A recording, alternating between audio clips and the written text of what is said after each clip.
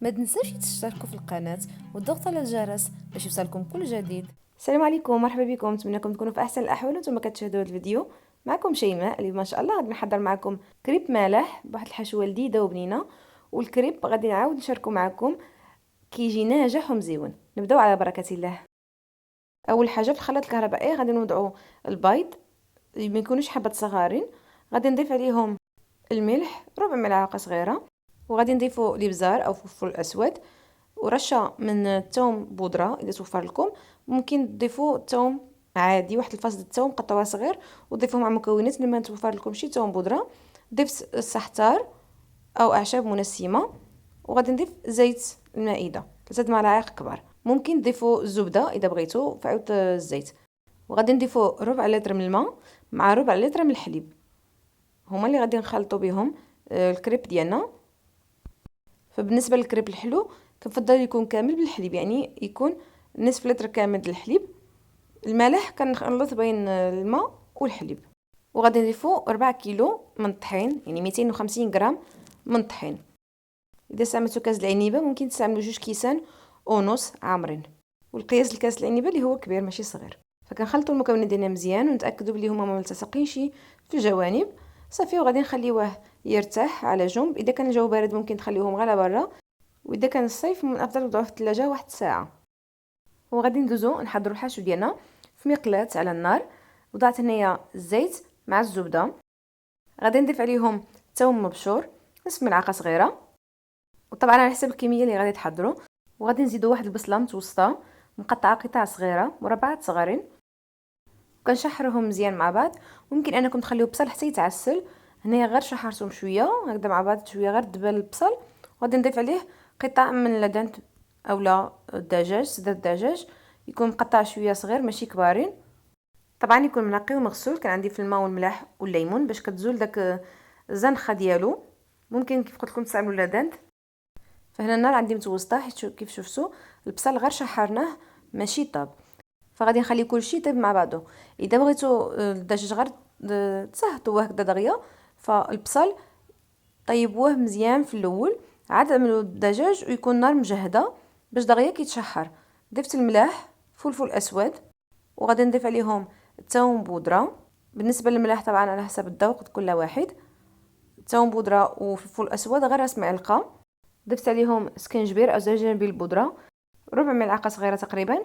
وغادي نضيف الخرقوم او الكركم، ممكن تضيفوا توابل الدجاج. صافي غادي نشحروهم مزيان ونخليهم يطيبوا. ملي كيطيبوا كنحاولوا اننا نرجعوهم من واحد الجهه ونصفيو عليهم الزيت والزبده اللي شحرنا فيهم. وغادي نحضروا البشاميل في نفس المقلاة. ضفت هنايا الطحين، واللي غادي تجي له صعوبه شويه في تحضير البشاميل ممكن يحضروا في طنجره او في كاسروله مستقله.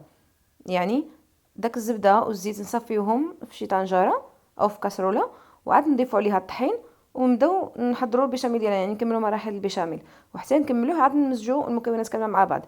فانا في نفس المقلاة حضرت البشاميل. فانا ضفت ملعقه كبيره من الطحين.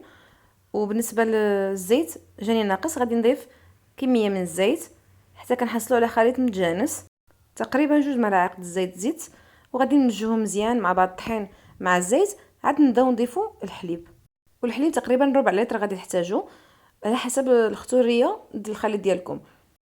فانا كنضيفوا الكميه الاولى وكنمزجوها مزيان، ومن بعد كنبداو نضيفوا شويه بشويه الحليب ديالنا. كيف قلت لكم اذا بغيتوا حضروه في كاسروله عملوا الزيت والطحين عاود مع بعض، ومن بعد نضيفوا الحليب وكنخلطوا مزيان بالخلاط اليدوي باش ما كيتكورش. فهنا غادي نضيف عليهم الجوزه او جوز الطيب. غادي نبشروا كميه صغيره ما تكثروش منها، غير شويه باش كتعطي واحد النكهه خفيفه ومزيونه. وكنستمروا في التخليط ونضيفوا الحليب حتى كنحصلوا القوام يكون ماشي ثقيل وماشي خفيفه، ما تكونش خفيفه وما تكونش ثقيله بقى بزاف. فبالنسبه للتوابل كيف شفتوا ما ضفناش حتى الدجاج فيه التوابل ديالو كافيه. من بعد ما بدات كتغلي البشاميل مع الدجاج غادي نضيف هنايا كريمه الطبخ نصف كاس تقريبا. ودا توفرت لكم ما توفرتش ممكن تستغنيو عليها، ضيفوا فقط جبن مثلثات مع هذا الخليط هذا، فكتزيد واحد شويه القوام كريمي مزيون من بعد ما غلات البشاميل. وبالنسبه للكريب كيف كتشوفوا كنحضروا في نفس الوقت. طبعا ممكن انكم تحضروه هو الاولي وتخليوه تحتفظوا به، عاد دوزوا حضروا الحشوه ديالكم اي حشوه بغيتوا تحضروها.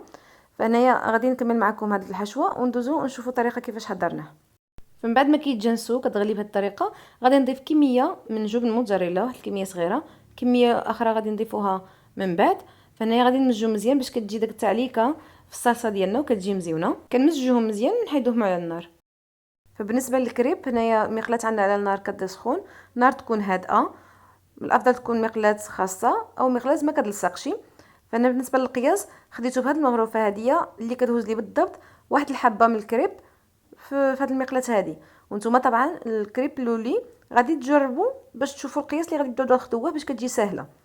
او ممكن انكم تصبوه مباشره من الكاس اللي طحنا فيه، كتبقاو هكذا كتصبوا وانتم كتحركوا المقلاه باش تعمر كامله وما يجيش يغليظ.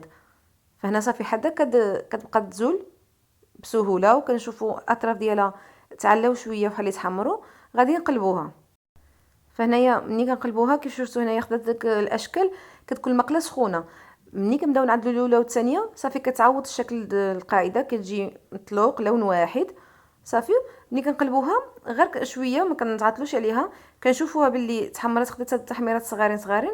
غادي نوضعوها هكذا في فوطه تكون نقيه طبعا، وكنشدوا عليها مزيان. وممكن انكم توضعوها في شي بلاستيك غذائي هكذا بالفوطه، غادي توضعوها في بلاستيك غذائي. بالنسبه للحشو ديالنا ضفت لها شويه توابل الدجاج، عطات اللون اصفر اكثر. ضفت عليها قطع من الديك المدخن، ديك الرومي المدخن على لان فيمي. وغادي نضيفو شويه الجبن، هنا جبن احمر كميه صغيره، لان فيمي شي جوج شرائح فقط اللي ضفت. بالنسبه لديك الرومي المدخن ممكن انكم تضيفوه ملي تكونوا كطيبوا الحشوه.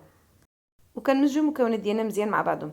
بالنسبه للكريب كيف قلت لكم ممكن نضعوه في بلاستيك غذائي بالفوطه هكذا وضعوه في وسط بلاستيك، اولا شي بانيو في المطبخ ممكن انكم تقلبوه هكذا من فوق هذه الفوطه، كيحبس داك الحراره وكيرطب الكريب ديالنا. حتى ملي كيكون كيطيب في المقلاة كيعمل داك الحشواشي ديالو كيكونوا مقرمشين. فملي كنوضعوهم هكذا في الفوطه وكنشدوا عليهم صافي كيرطبوا، كترجع حبه الكريب راتبه كيف كتشوفوا.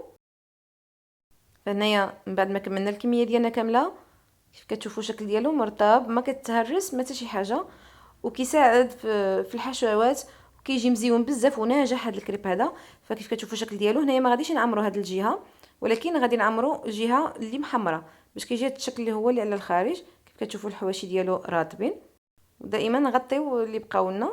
فهنا غادي نعمل الحشو ديالي على شكل مربعات، وانتم على حسب اللي بغيتوا، يعني بغيتوا هاد الحشوه هذه استعملوها، بغيتوا شي حشوات اخرى طبعا ممكن تحضروهم كيتماشاو مع الكريب ملاح، حتى هما كيجيو بزاف الحشوات كيجيو مزيونين. فهنا غادي نعمل شكل مربع، عمروا الكميه اللي كتشوفوها نتوما مناسبه.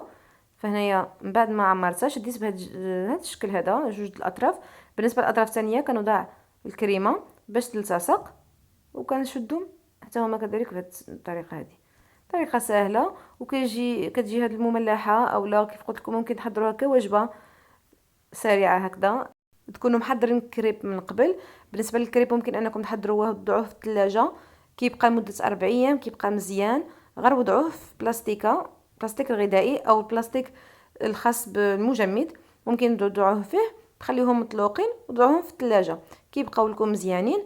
الوقت اللي بغيتوا تحضروا شي حشوه هكذا سريعه كتعمروهم، وكيف شفتوا رشيت عليهم جبن من الوجه ودخلتهم من الفرن وكنقدموهم بالطريقه اللي بغيتوا. كيف قلت لكم ممكن تحضروهم كوجبه مزيونه ولذيذه او كمملحه في رمضان. وبالنسبه لكميه الكريب فكتخرج لنا من 10 حتى 12 حبه اللي هما مزيونين متوسطين يعني تقريبا كبارين. واذا عجبكم الفيديو ما تنسوش انكم تشاركوه مع الاصدقاء والاحباب ديالكم وتضغطوا على زر الاعجاب. واللي جا جديد معنا مرحبا والف مرحبا، ما تنساش انك تشترك في القناه وتضغط على الجرس باش يوصلك دائما الجديد. هنا رشيت عليهم رشه من المعدنوس الطري. شكرا لكم بزاف وبصحه والراحه.